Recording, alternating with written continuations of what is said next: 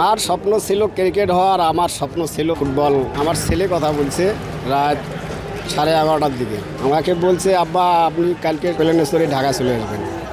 বিমানে আসছেন? জি। বাংলাদেশ সিঙ্গাপুর ম্যাচের আগে অনেক গল্প এই স্টেডিয়ামের প্রত্যেকটা গেটে ধরা দিচ্ছে আমাদের সামনে। ঠিক একইভাবে আমাদের সামনে আমরা পেয়েছি একজন গর্বিত পিতাকে। বাংলাদেশ জাতীয় ফুটবল দলের সদস্য আল আমিনের বাবা মোহাম্মদ আমিনুর রহমান আমাদের সাথে রয়েছেন। আপনাকে প্রথমে অভিনন্দন, আপনার ছেলে মাঠে নামছে আজকে এবং এই যে জাতীয় দলের হয়ে তার খেলা, এই যে অনুভূতি, আপনি মাঠে বসে দেখবেন, এটা কেমন লাগছে? আমার ছেলে লাল সবুজের পতাকা নিয়ে মাঠে নামবে, এটাই আমার গর্বিত, এটা আমার খুশি। আপনি তো নীলফামারী থেকে এসেছেন, যেহেতু আপনাদের বাসা নীলফামারী, এতটা পথ পেরিয়ে আসার এই জার্নিটা কেমন ছিল? এটা আমার স্বপ্ন ছিল, আমার ছেলে জাতীয় টিমে খেলবে আর আমি একদিন না একদিন আমি ঢাকায় যা খেলা দেখব। ফুটবল কেনা, ফুটবলের বুট কেনা, এগুলো কীভাবে আপনি ম্যানেজ করেছেন?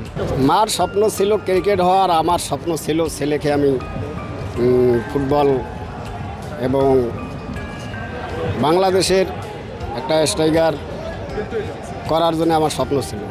আপনি পেশায় আসলে কি করেন? আমি পেশা করি সোয়ামিলের মিস্ত্রি। এই যে মানে এত হাড় ভাঙা খাটুনির পরে আজকে আপনি সাফল্যের চূড়ায় আছেন, আপনার সন্তান আরও অনেক দূর এগিয়ে যাবে, আমাদের সবার প্রত্যাশা রয়েছে। এখন আপনি কি স্বপ্ন দেখছেন আপনার ছেলেকে নিয়ে? ইনশাআল্লাহ আপনারা সবাই দোয়া করবেন আমার ছেলেজন স্বপ্নজন পুরা হয়।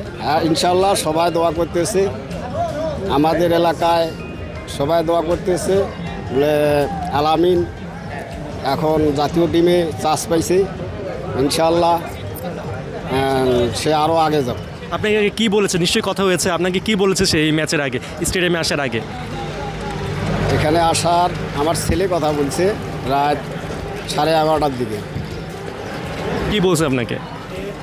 আমাকে বলছে আব্বা আপনি কালকে সকাল 6:30টায় আপনি বার হবেন, সোদপুরে আসিয়া আপনি ওখানে থাকবেন, আপনি ওখানে প্লেনে চড়ে ঢাকা চলে আসবেন।